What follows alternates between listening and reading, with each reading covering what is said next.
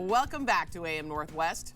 Ever since he walked onto the screen as Ash Williams in 1981's Evil Dead, he's been a horror film fan favorite. His newest role in Hysteria finds him playing a police chief whose town falls victim to satanic panic after the disappearance of the high school's star quarterback. Chief, the holding cell is ready. Good. Any word on those sources? His boss confirmed that he was on the schedule the night of the kidnapping. What about the bait and tackle shop up in Brevard? Anything? They said he sounded familiar.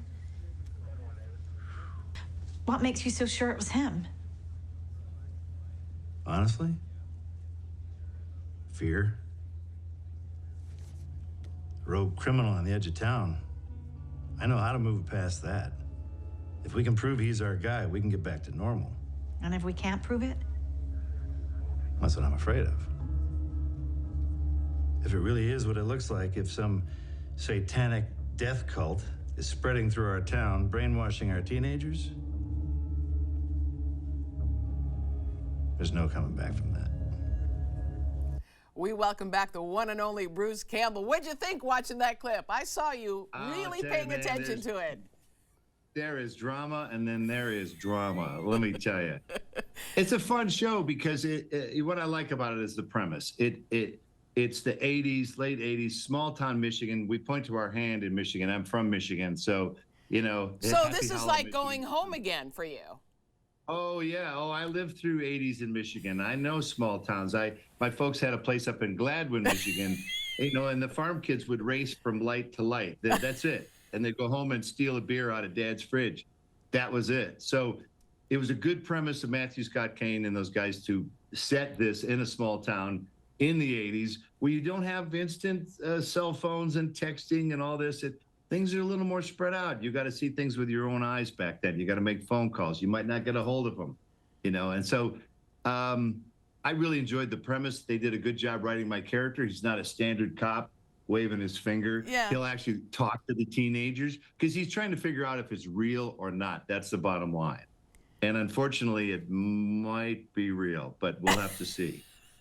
Well, and there is disinformation even back then. I mean, we didn't have social media back then, but there was definitely the rumor mill.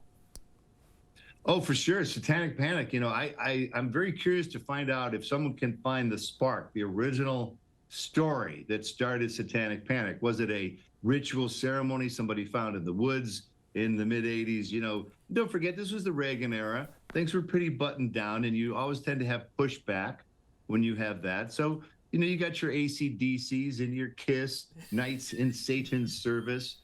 You know, that seems scary to people who have a religious background. That's scary stuff. Yeah, oh, for sure. Do you like playing the police chief?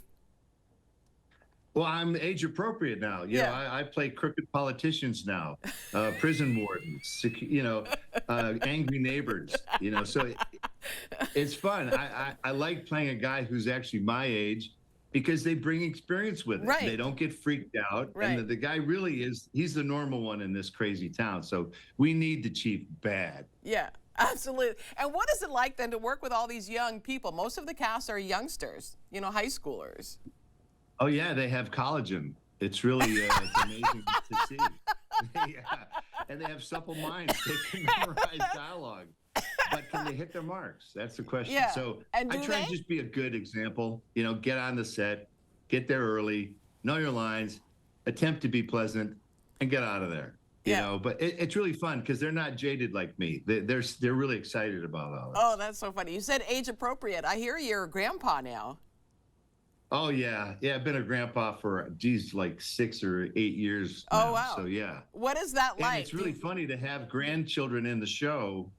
It freaks your mind out a little bit because I know that it could happen. That what could happen?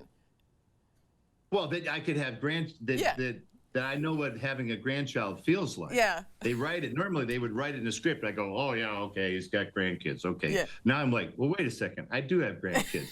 What if one of my grandkids was caught in a satanic ritual? Oh. You're grounded, man. You're grounded. Yeah. Do you still live in Jacksonville, Oregon? I live outside that cute little town. Yeah, it's a beautiful place, but please don't tell anybody we don't want anyone to come here because it's Okay. a beautiful spot. But please edit this part out. Okay. I don't want anyone to know how beautiful it is in Southern Oregon. Well, and I saw on your Instagram all these beautiful fall colors. I mean, it's gorgeous right now there. It is, and I love it. You know, when you try and promote something, they always go, "Okay, put this out on Instagram." I'm like, "No, I only put silly pictures on Instagram. I don't sell stuff." And they always like, "What? So yeah, Instagram is for silly videos, pictures, anything I want. It's my channel. You know? Yeah, Get out of right. here. Well, let's talk about the most important part of your Instagram, your cats. I have 2 cats, Bonnie and Clyde, and you know it's a typical. Some people go, "Oh," and other people like, "Oh wow, another cat picture. Whoa, Campbell." So, you know, and I don't care. That's the beauty. I don't care. Well, they're adorable cats, so you're a cat guy. That's okay. I'm a cat guy. You know, I travel too much, and when you leave cats, they go, see ya. The dog's like, "Don't go, don't go." Okay, I have to ask this. It's the question you get asked all the time, but I have to know. Do we expect another Evil Dead movie? Well, never say never, as they say. The last one we did, Evil Dead Rise, made $140 million, so it's hard to ignore that. Wow. As a producer, but I don't know. You know, if people want it, well, we'll do it. We didn't think we'd make more than one of these. Yeah. You know, the first movie took 4 years to put together. We made a second movie, it bombed. We went, "Oh no, I guess we have to go back to horror again." So, you know, you play it as it comes. But I think this show is fun because, believe it or not, I actually think the whole family could watch this show. Yeah. Especially people with teenagers. They could shout at each other during the show. Love it. It's good for America.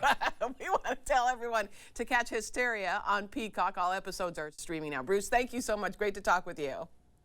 Thanks for having me. You bet, always. We'll be right back with more AM Northwest. Don't go away.